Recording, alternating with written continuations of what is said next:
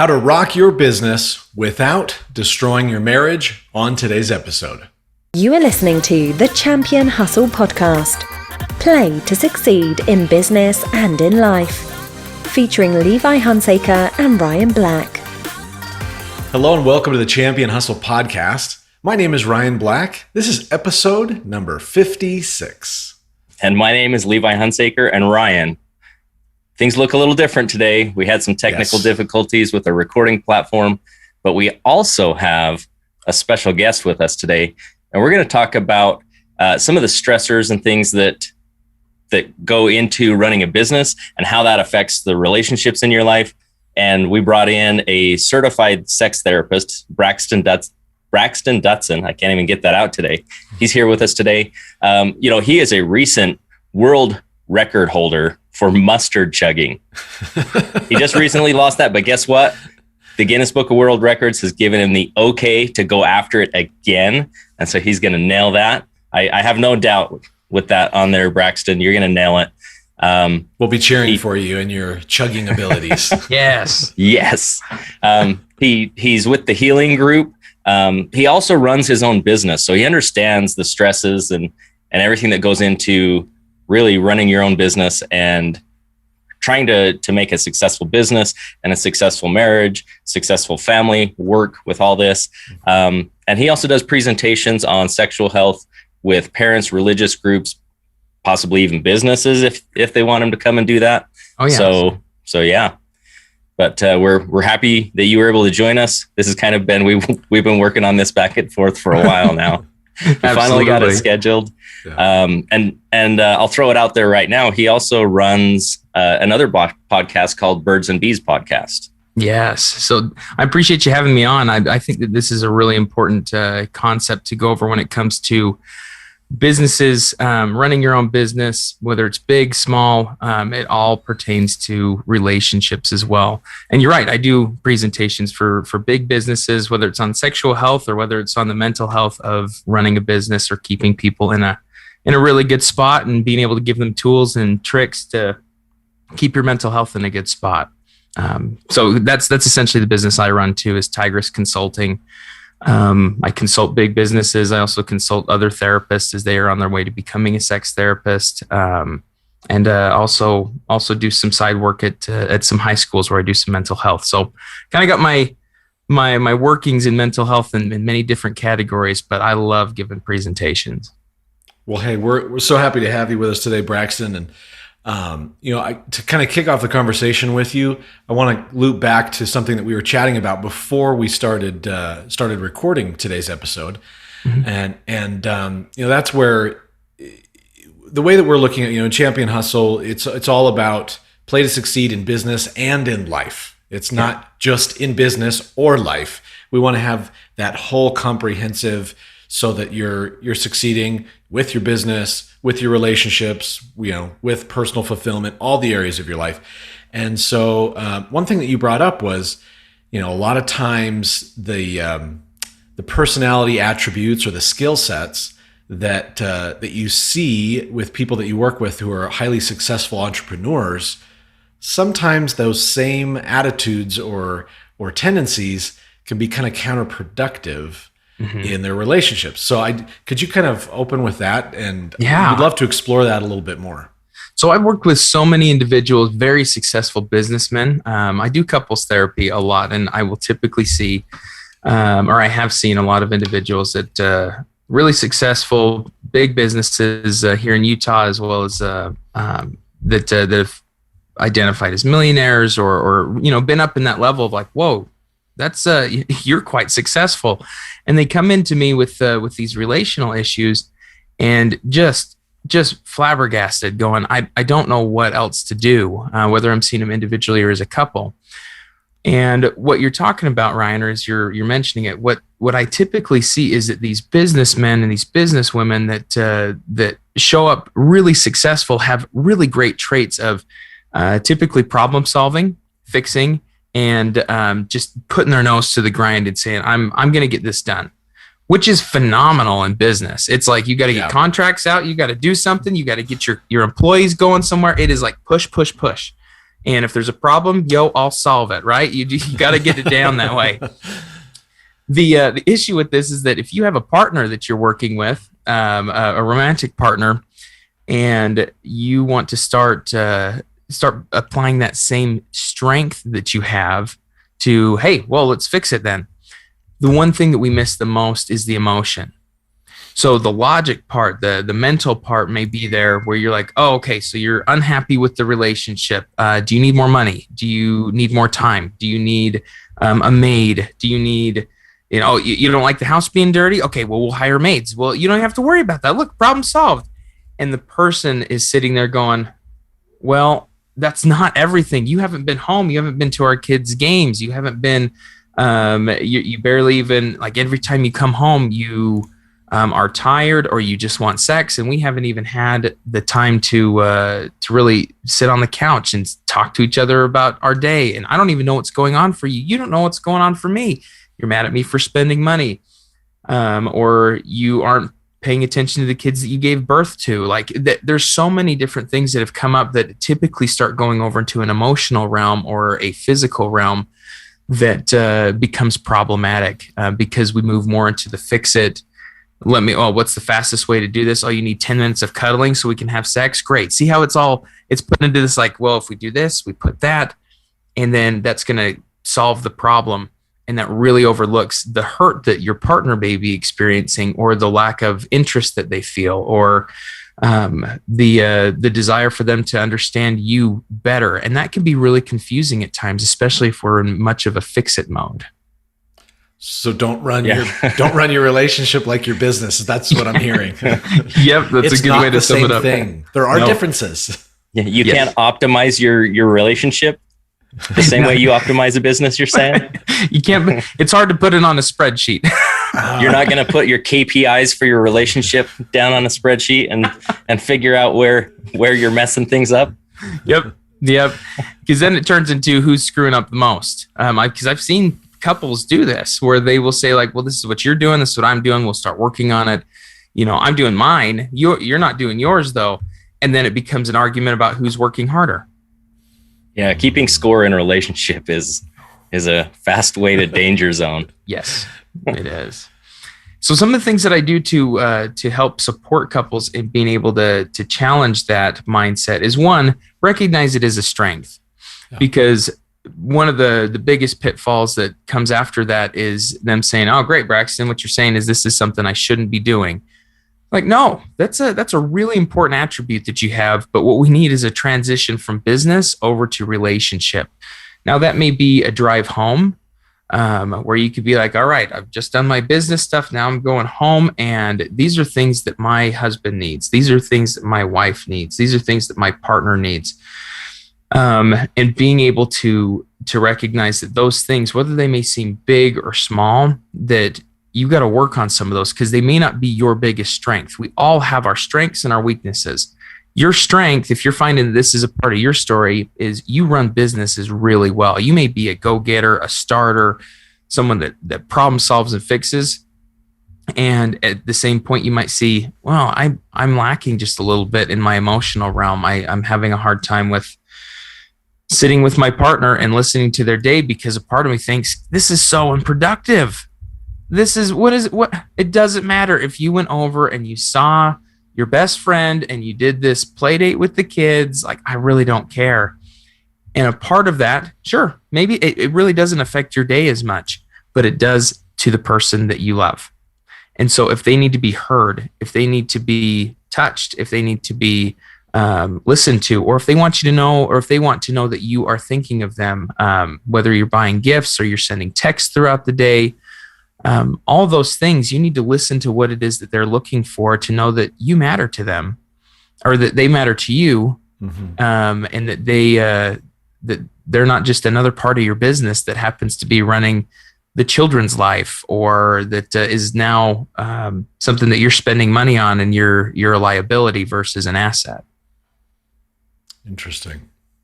One thing that I personally started doing a couple years ago, and I think it's a good thing, is, as we have, our schedules get busier and busier, and, we're booking appointments and meetings and things with, with clients and vendors and all that stuff, is actually on the same calendar. I actually book out time for family. So, family activities or date night with my wife and things like that. What are your thoughts on that? Because in doing that, I say, well, so it kind of blurs the lines a little bit between the, you're family, but you're on the business calendar. And, but our approach was, well, let's do that because if it's important, it goes on the calendar to block out that time. And so you're, sharing those, even if it's just going to the movies and a bite to eat for a quick, date night with the missus. I think that shows that for those of us that are very business organization minded, is like, hey, this is so important for me to spend time with you. I want to make sure that my calendar is blocked out so that I can't get a customer booking an appointment with me during the time when it's just supposed to be you and me. Absolutely. And Ryan, you bring up a good point, because there is a merge between a strength and the emotional side of things. It's just, we want to make sure that we're not going all or nothing, the black and white, right? So that merge, I love that you bring in that merge there. I have a business calendar. People can book themselves, or I can book me, or whatever it may be. And carving out that time and then protecting it is one of the hardest things. I will see people first off, the first step is doing exactly what you said, where you can take that time and carve it out and say, this is the day, this is the time we're going to spend time with family. This is our building relationship time. This is our building family time if you have kids. And you put that out there and you protect it. The hardest part, I will say the two things that get sacrificed the fastest in any business is personal time and family time. Yeah. They're the easiest ones to reschedule. When you have personal time and someone says, hey, can you meet with me at this point in time? You're like, I'm supposed to go to the gym at that point in time. Or, you know what? Actually, I don't really get up that early because I'm not the morning person. I'm usually late, but I'll do it for you. The first thing, it's like that. It's been rescheduled. You don't have to call anybody. No one's disappointed. You've done it yourself, and you have taken yourself out, your personal needs out of the business, which ultimately is a sacrifice on your end. The second one is family, because then you're talking to the partner. Hey, sorry guys, we're just going to move this a little bit. We're going to move it to this. And so then they consistently either get moved around, and what that starts to speak to individually for yourself as well as for the family is that your time is not as important as others. And I don't care who you are or what business you're running, other people will take advantage of that, because what is easier for them is going to take precedence. And so one of the easiest things, or one of the best ways to start doing that, is to schedule a time out for yourself, whether that's going to the gym, playing a game, doing something that recharges you, hanging out with friends, so you don't burn out. And then making sure you have time for your family, because if those start to move around, or if you start to continually sacrifice your time or your family time, it does burn out the family. It burns you out. And typically people, your partner will start seeing that the business is more important than they are. And that hits heavy emotionally. So what you're doing, Ryan, I recommend to everyone. A little easier said than done, but once you make that effort and that step, and you protect it, and you hold that sacred time, then you can do so many great things within that time. Yeah, I think as we're looking at these calendars, as an entrepreneur, your business is like another one of your babies. Like you're putting, and maybe my wife might not agree with me on that, but you're putting all of your time, energy, and effort into building this, just like you're putting time, energy, and effort into growing your kids and making sure they're taught the right things and that they know how to do certain things, right? It's different, but you are still growing something. You're still building something. Mm-hmm. And as an entrepreneur, as you're growing your business, I don't think it's that simple that you can compartmentalize your life 100%. Now you can do it in blocks, but that's what Ryan's talking about by putting family time and personal time and all these things on your calendar, is you're actually finding ways that you're not two completely different people, that your life can coexist. Yes. Your business life and your family life. and it has to. Yes, it does.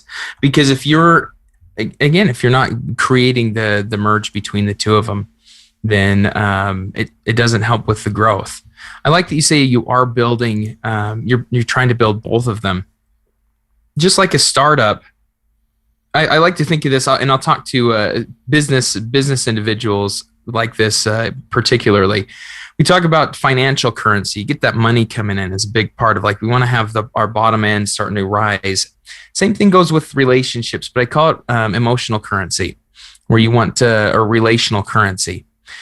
If you do the same thing that you do, well, if you go into your relationship thinking, well, great, we've had a couple of years, we're starting this business, I'm going to keep withdrawing from this relationship. I'm going to, I'm not going to go to that date night. She'll understand, or he'll understand. And then you're doing your own thing, and then that continues to happen. That is the similar experience of withdrawing from your business account over and over and over again, and not replenishing that, not having that bottom line come in. Eventually you go bankrupt.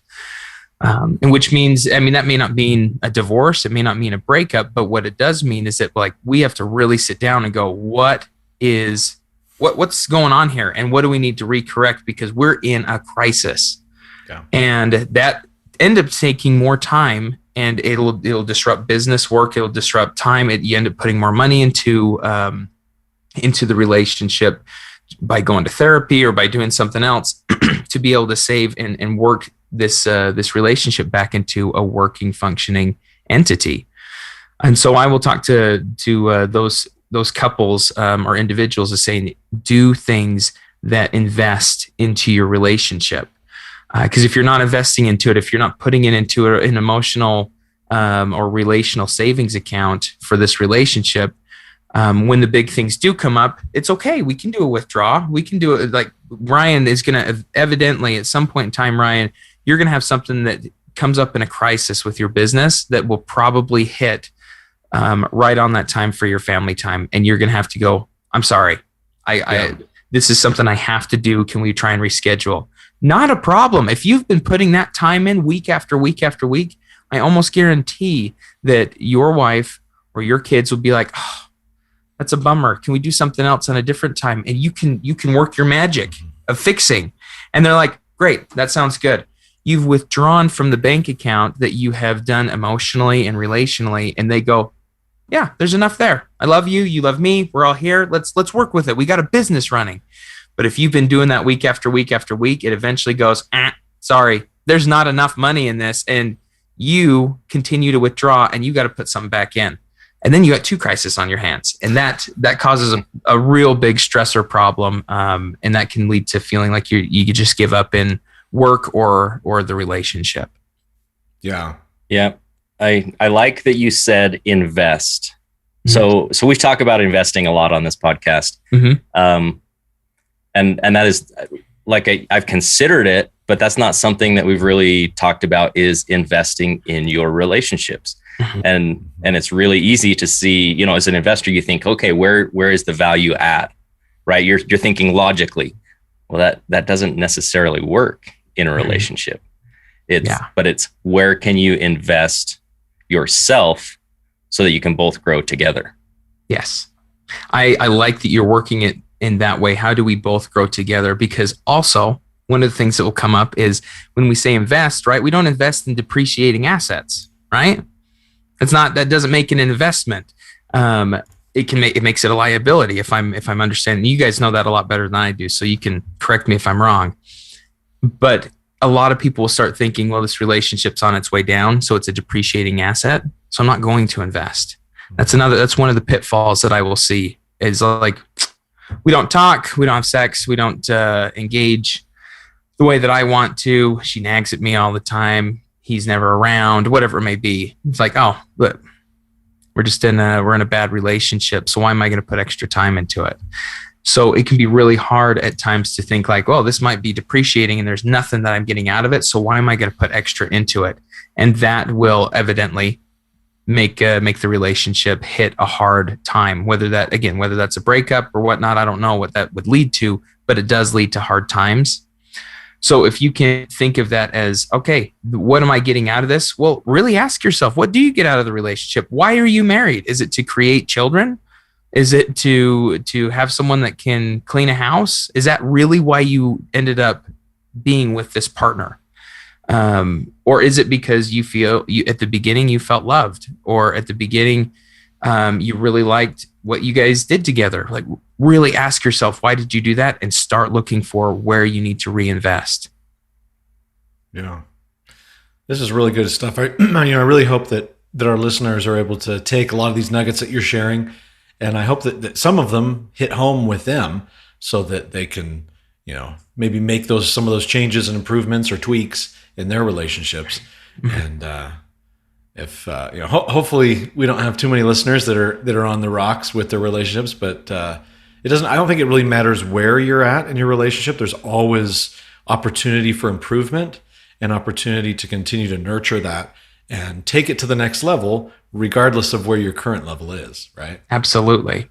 And I know that as you guys are telling me about your listenership and who is listening and talking about this, I was like, okay, well, we're going to want more than just, invest. It's like, well, where do I invest, Braxton? What am I supposed to do? How you say that I'm supposed to put back in, but where's my first starting point? And I'm like, yeah, we want some of these hard pullback or something to take away. That's what I mean.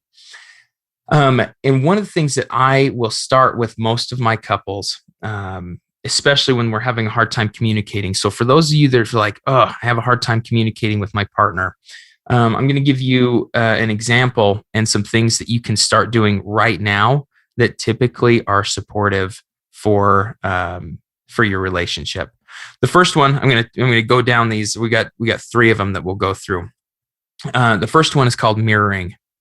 Mirroring or reflective listening is sometimes what it's called. Maybe you've heard of it, maybe you haven't. But what it is essentially repeating back to your partner exactly what you heard them say. Now, some people will think, well, that just sounds demeaning. You just say the same thing back to them.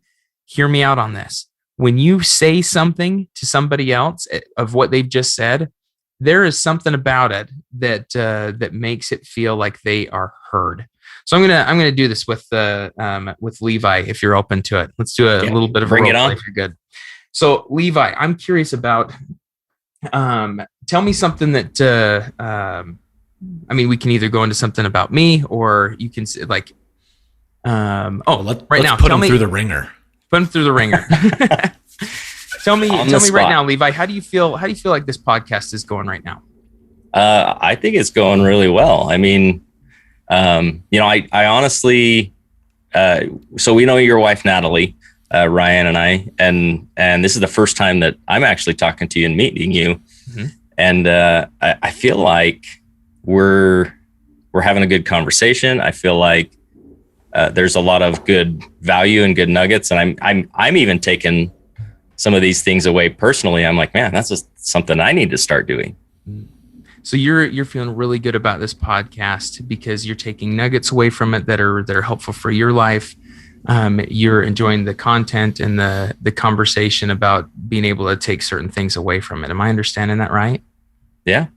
Yeah. What is that like for you, Levi, to hear me repeat back to you what I heard you say? Well, first off, it's that you're actually listening, right? So you're not just listening to respond and get the next thing that you want to say in. It's you're listening to listen. Yeah, absolutely. Even though I know I didn't say your exact words, because there was you put out about 3 things of how you were feeling. You were feeling how it was going well, and I know we're talking all about the podcast and about this kind of a fun little role play, but being able to get the gist of it. Also, if you're like, Braxton, you missed one of my feelings. Like I'm saying, did I get that? You're like, yeah. And there's this thing that, you missed. Totally fine. If I had missed it, be like, oh yeah, absolutely. So you're feeling this, this, and this. That is reflective listening. That is mirroring. I didn't add anything else to it other than what I heard Levi say. So for instance, in a relationship, if your partner is saying, gosh, you're not coming home. And I'm so frustrated that, that you seem so distant, or I'm frustrated this and this happened. If you respond with, honey, I hear that that you're real frustrated that I didn't make it home at the time that you said I did. Am I understanding that correct? First, you're probably going to blow your partner away, where they're like, what? Yes. What's wrong? Why are you listening? Yes. Yeah. It's like, yes, that is why I'm frustrated. You can then go into that space of, first, you understand exactly what they're frustrated at. That's important, especially with your strength being like, what's the problem?